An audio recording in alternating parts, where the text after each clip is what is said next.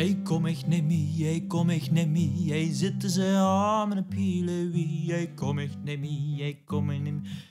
Hey, daar zien ze toch? Kom erbij. Leuk, man. Ik was eigenlijk bezig met een beetje te repeteren. Maar ik vind het gezellig dat jij zit. Want ik wil eigenlijk met u delen. Ja, dat is gaat hot. Dat is gaat hot momenteel. En ik wil het daar met u over hebben. Heel kort, niet te lang. Want anders is het natuurlijk niet interessant. Het is namelijk zo. YouTube is hot. En ja, wie ben ik dan om achter te blijven? Ik kan dat toch niet in achterblijven? Je moet gewoon lekker gezellig met die trend. Hè? Zodat Batterhof ook een beetje onder de jongeren komt. En ouderen. En weet ik veel wie op YouTube zit allemaal. Maakt toch allemaal niks uit. Het is toch allemaal hetzelfde putje naad. Dus ik had me zo een beetje daarover ingelezen. En ik kwam toen in een keer uit bij een soort van vragenlijst of zo gaat. Ja, oké. Dus ik dacht zo van ja. Laat gewoon, hè. Wel ik best doen. Ik wil best een paar vragen beantwoorden. Ik heb ze niet van tevoren gelezen. Dat zeg ik zo, omdat het dan spontaan overkomt. Ik heb daar 15 gevonden. Ik moet heel goed nadenken wat er eigenlijk staat, om dat vervolgens te vertalen naar mijn streeks. Want het staat in het Huilands.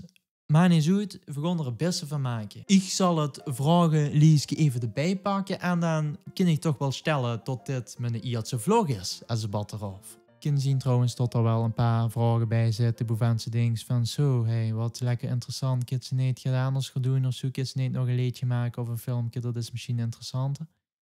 Maar, dat komt er ook nog wel aan, ja, maar ik wil gewoon heel even gedaan anders doen. Vraag nummer 1. Heb je wel een schatje pik? Of ik wel een schatje pik heb? Zijn ik zo eruit alsof ik wel een schatje pik heb? Weet je wat het is? Het staat hij eigenlijk in het Nederlands. Heb je wel eens wat gestolen? Ja, daar kan je maar één antwoord op geven. De hertjes van de vrollui. De hertjes van de vrollui. Of is dat te cliché? Ik weet het niet. Maar ik zeg het wel. Vraag nummer 2. Pilewie. Kinstig breien. Het is een vraag die ik regelmatig op een beurtje gelaagd krijg. Mijn antwoord is erop. Ik brei daar vooral een eind aan.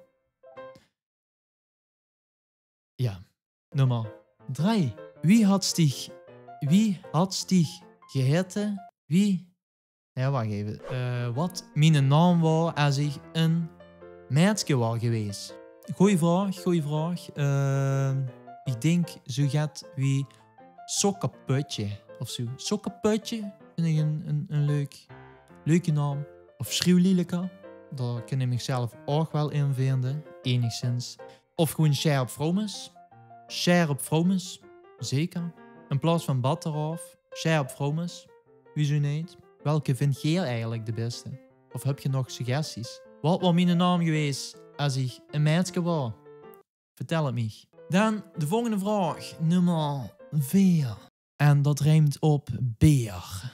Als ze nu 10.000 euro aan een groot doel mocht geven, welk doel zou dat dan zijn? Ten eerste zal ik dan toch iets even heftig moeten gaan sparen. Mocht ik dat op een bank hebben? Misschien zit het in een bank, een paar euro. Verstop onder een paar cursus, weet ik veel. Waarschijnlijk zou dat het WNF zijn of zo. Dat staat volgens mij voor Wijken na te verzand, of zo gaat. Of Stichting AAP. Dat is in het leven geroepen voor lui die niet hetzelfde willen eten. Tenminste niet 2 dagen achtereen. AAP staat dan ook voor altijd aan de poor. Of natuurlijk niet te vergeten, Stichting Ipke. Ik poep kralen iedere keer. Vind ik op zich een heel goede stichting. Doen heel veel voor de lui. En ik denk dat nou zo gaat wel mijn cent. Maar gewoon, Dan gaan we even naar vraag nummer 5. Of ik van Zuid of Zoet hou. Ja, daar gaan we aan beginnen. Wat een stom vraag. Even naar de volgende. Vraag nummer 6. Douchen of in bad? Mijn antwoord daarop is... ik heb misschien wel bad eraf. Bad eraf. Maar ik ga toch liever voor de douche. Anders ligt ze toch de hele tijd in een eigen rotzooi of zo. Wie hinkt het wc-papier bij dich op de wc? Is dat met het eind van het papier naar achter of naar voor? Dat is vraag nummer 7. Dat vind ik toch wel weer een beetje een persoonlijke vraag. Sommige dingen wel een beetje privé houden. Het hoeft niet alles van mij te weten.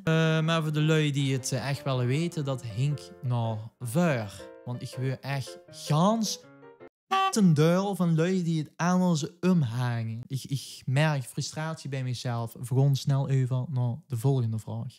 Oké, wat is het dikst afgespeelde nummer op de iPod? Is vraag nummer 8. Ik heb geen iPod. Door naar vraag nummer 9. Van welk geluid helst ik? Ik hou van stelte. Van gewoon zo stil mogelijk.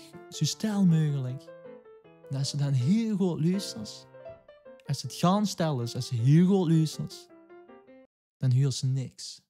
Over naar vraag nummer 10. Wat is een van de meest favoriete quotes? Ja, ik heb er natuurlijk al een paar op mijn Facebookpagina staan. Mocht je die nog niet gezien hebben, dan wordt het toch maar een stiet. Als ik een nieuwe quote moet verzinnen, dan wordt dat zo gaat wie, vind ik wel lastig, zo spontaan. Wie het kleine niet eert, is een lelijk peert, of zo gaat. Weet ik veel. Oké, vraag nummer 11. Wat is de favoriet eten toen ze klein was? Wat was dat? Ja, daar kan ik een heel leuk verhaal omheen gaan lullen, maar ik denk dat dat gewoon spinazie met spek is. Sorry, een heel saai antwoord, maar het is op zich ook een heel saaie vraag. Dus 1 plus 1 is 3, zeg ik dat maar zo. Vraag nummer 12. Wat is de minst favoriete vervoersmiddel? Vind ik ook een goede vraag. Dat is denk ik toch wel het skateboard of zo. Vraag nummer 13. Wat vindt je echt vreselijk om te doen? Wat vind ik vreselijk om te doen? Nou, lui luisteren die het alleen over zichzelf hebben, vind ik echt vreselijk. Dan wil ik ook wel een schrik van mezelf waarschijnlijk. Vraag nummer 14, de voorlaatste vraag, is: wat is de favoriete outdoor activiteit? Kan ik ook heel leuk en ingewikkeld over doen, maar eigenlijk ben ik best wel snel tevreden. In het park liggen met een GTA'tje erbij, heerlijk. Putje wandelen vind ik ook altijd lekker. Als het maar gewoon buiten is, een beetje frisse lucht is, niet midden in de stad is en niet al te veel lui zien. Soms is het in het park ja drukker, maar zolang het maar gezellig blijft vind ik alles goed. Dan gaan we even naar vraag nummer 15. Wat is de favoriete lichaamsdeel? Nou, ja. Goeie vraag weer. Het stuk van de goeie vraag is echt niet normaal. Ik denk dat ik toch gewoon voor het tongtoompje. Dat toompje, dat dingetje waar een tong aan vast zit. Dus ik zal het even laten zien. Dat dus vind ik gewoon een schitterend lichaamsdeel. En het zorgt ervoor dat ze de tong niet kunnen doorslikken. Dus op zich wel belangrijk. Goed, dat waren alle vragen. Ik hoop dat je mij nu een beetje beter hebt leren kennen. Er zaten hele leuke vragen tussen en vragen bij waarvan ik dacht van ja, vang die in de been. Dit was een soort van Iertse vlog en ik hoop dat je dat een beetje leuk vond. Zo niet, dan niet. Bedankt voor het kijken. Vergeet niet om een blauw duimpje omhoog te doen. Dat kunt ze heel onder doen. En vergeet vooral niet om te abonneren. Want dat zou ik persoonlijk wel heel erg fantastisch vinden. Voor de rest wens ik u een hele fijne, schöne dag. En tot weer een schadis. Later!